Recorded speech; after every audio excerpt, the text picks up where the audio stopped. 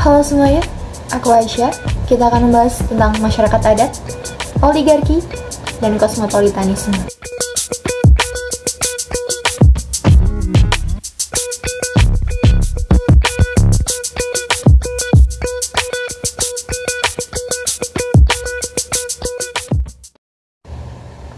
Indonesia adalah negara yang kaya dengan sumber daya alam dan budaya, serta memiliki lebih dari 2.000 komunitas adat. Namun di balik kekayaan ini, ada sebuah kenyataan pahit yang harus dihadapi oleh masyarakat adat: perampasan hak atas tanah mereka. Dalam video ini kita akan mengeksplorasi fenomena perampasan hak masyarakat adat di Indonesia, menghubungkannya dengan teori oligarki dan kosmopolitanisme, serta membahas kebijakan pemerintah yang berperan dalam masalah ini. Menurut PBB dalam United Nations Declaration on the Rights of Indigenous People, masyarakat adat adalah kelompok yang memiliki identitas budaya dan hubungan yang kuat dengan tanah dan sumber daya alam di wilayah mereka. Mereka memiliki hak ulayat, yaitu hak atas tanah leluhur yang sudah mereka jaga dan kelola selama berabad-abad. Namun, hak-hak ini seringkali terancam, terutama dengan maraknya proyek pembangunan besar yang dilakukan tanpa melibatkan atau mendapatkan persetujuan dari masyarakat adat. Fenomena perampasan tanah adat dapat dianalisis dengan teori oligarki. Menurut Jeremy Winters, oligarki adalah sistem di mana segelintir elit mengendalikan kekayaan dan sumber daya untuk mempertahankan kekuasaan dan menambah kekayaan mereka. Winters menggolongkan oligarki menjadi 4 ciri utama untuk memperjelas mengenai oligarki. Pertama, keterlibatan langsung oligarki dalam pemaksaan hak atas harta dan kekayaan, keterlibatan oligarki dalam kekuasaan atau pemerintahan, sifat keterlibatan dalam memaksa, apakah kolektif atau terpecah, dan sifat liar atau jinak. Dalam konteks ini, elit politik dan ekonomi yang memiliki hubungan erat dengan perusahaan besar seringkali menguasai dan mengeksploitasi tanah adat. Proyek perkebunan sawit, tambang, dan infrastruktur seringkali diizinkan oleh pemerintah tanpa memperhatikan dampak terhadap masyarakat adat.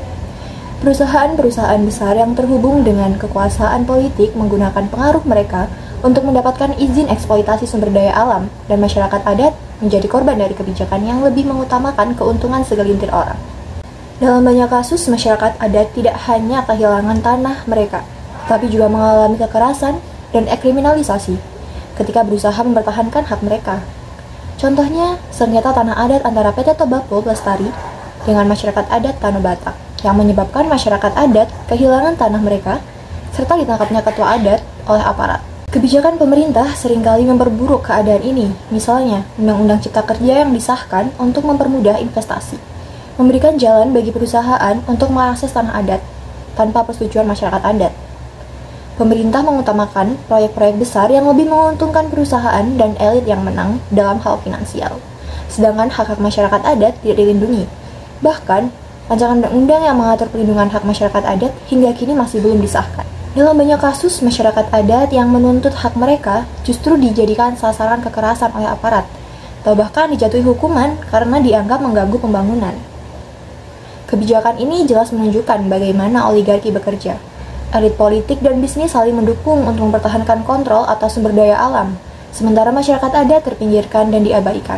Fenomena mengenai perampasan hak masyarakat adat sangat bertolak belakang dengan kosmopolitanisme. Teori kosmopolitanisme mengajarkan bahwa setiap manusia adalah warga dunia yang setara, dengan hak yang sama tanpa membedakan latar belakang, budaya, atau geografis. Dalam konteks ini, masyarakat adat memiliki hak yang sama untuk mengelola dan mengakses tanah mereka, tanpa adanya diskriminasi atau perampasan hak. Namun kenyataannya, banyak negara termasuk Indonesia gagal melindungi hak-hak masyarakat adat.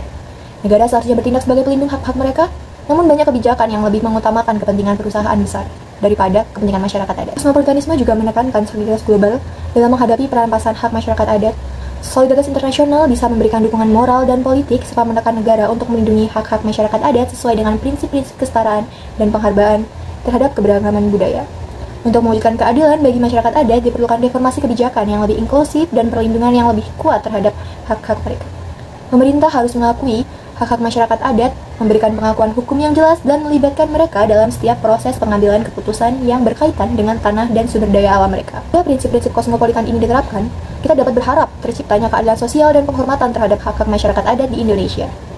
Masyarakat adat adalah bagian dari keberagaman Indonesia yang harus dilindungi dan dihargai. Sudah saatnya kita bersama-sama memperjuangkan hak-hak mereka dan mengubah kebijakan yang merugikan mereka.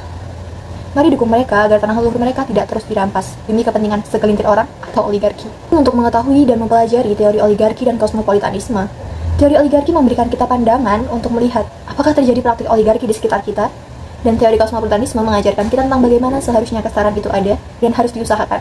Kosmopolitanisme dapat juga menjadi dasar untuk membuat kebijakan bagi warga negara agar tidak terjadi diskriminasi. Terus